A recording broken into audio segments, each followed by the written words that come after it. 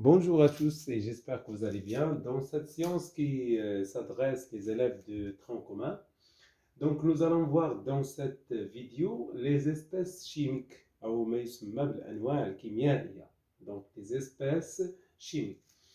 Donc qu'est-ce qu'une espèce chimique et comment identifier une espèce chimique dans un produit? Donc une espèce chimique est une substance pure caractérisée par son nom, sa formule, sa couleur, c'est-à-dire caractérisée par les caractéristiques physiques comme la densité, la température d'ébullition, la température de fusion. Donc, كل نوع كيميائي est une espèce chimique. ومادة خالصة, c'est une substance pure caractérisée par son nom.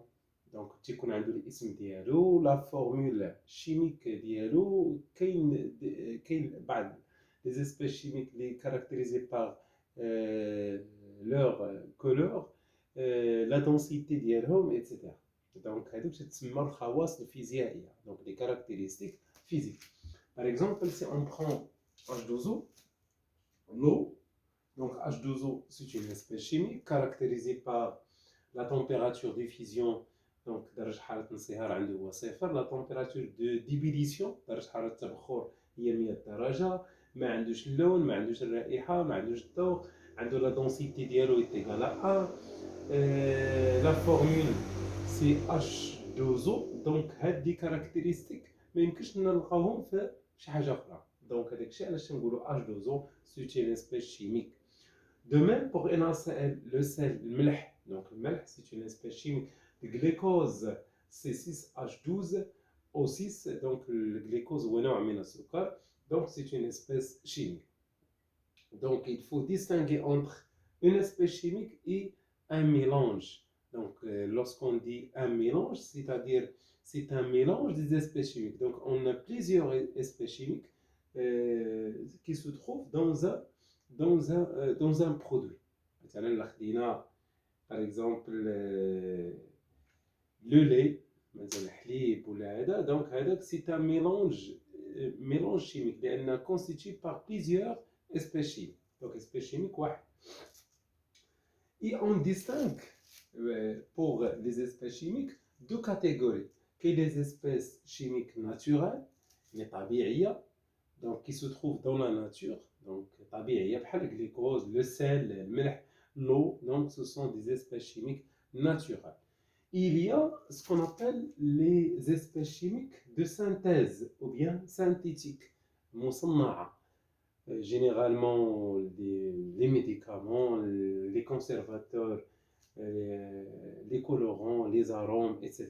Donc ce sont des espèces chimiques de synthèse. Il y a les espèces chimiques artificielles. artificielles يعني تتسمى انواع كيميائيه اصطناعيه.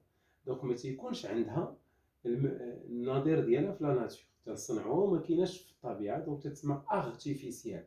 Par contre, les espèces chimiques de synthèse, donc عندهم المقابل ديالهم مثلا في الطبيعه, تكون طبيعيه. Maintenant, comment identifier les espèces chimiques dans un produit؟ يعني باش غادي نعرف واحد, يعني نعرف الوجود ديال واحد espèce chimique dans un produit quelconque. داك البرودوي بحال مثلا لا بوم اكسيتيرا.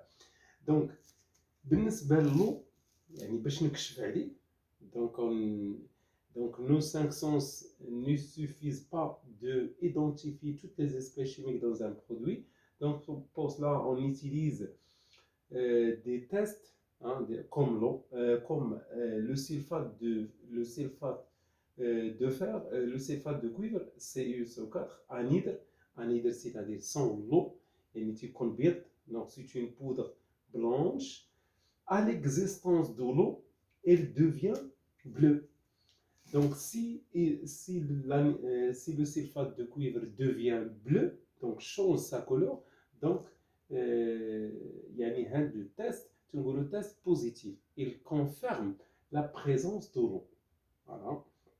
Donc هذا باش نعرف الماء راه كاين في واحد البرودوي. donc on utilise le sulfate de cuivre anhydre يعني بدون ماء. Pour les acides, باش نعرف كاين واحد l'acide في واحد البرودوي, on utilise soit le papier pH ou bien le pH mètre. Donc si le pH il est inférieur à 7, donc l'existence des acides, si le pH supérieur à 7, donc il n'y a pas d'acide. Le glucose, donc pour identifier le glucose dans un produit, on utilise la liqueur de Fehling. La liqueur de Fehling, c'est une solution bleue et en présence de glucose et après le chauffage, elle donne un précipité rouge brique.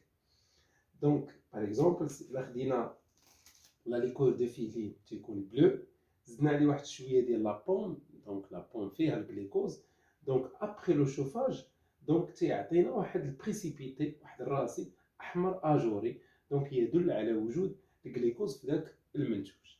دونك وكاين دي تيست اخرين بحال مثلا لاميدو النشا, باش نكشفوا على لاميدو دون ان برودوي بحال مثلا لا بوم دو تير, دونك اون يوتيليز لو اليودي, دونك لو اليودي تيكون عنده اللون مارو, اي ملي تيكون عندنا النشا مع داك الماء اليودي تيعطينا واحد الكولوراسيون بلو انتونس, يعني بحال تكون زرقاء داكنه تدل على وجود النشا في داك البرودوي. فوالا, دونك il y a des tests اللي خصنا نكونوا حافظينهم. par exemple la méthode d'identification de l'eau, donc on prend un morceau de la pomme en ajoutant un peu de sulfate de cuivre anhydre et après on observe qu'il y a une coloration bleue qui signifie l'existence de l'eau. Pour les acides, on utilise le pH ou le pH mètre, et pour le glucose, on utilise la liqueur de Fehling. Donc on a dit que c'est une solution bleue et par l'existence de glucose, elle donne un précipité rouge brique, c'est-à-dire le test il est positif. Voilà ce qui concerne cette leçon. Donc à la prochaine vidéo. Inch'Allah, assalamu alaikum.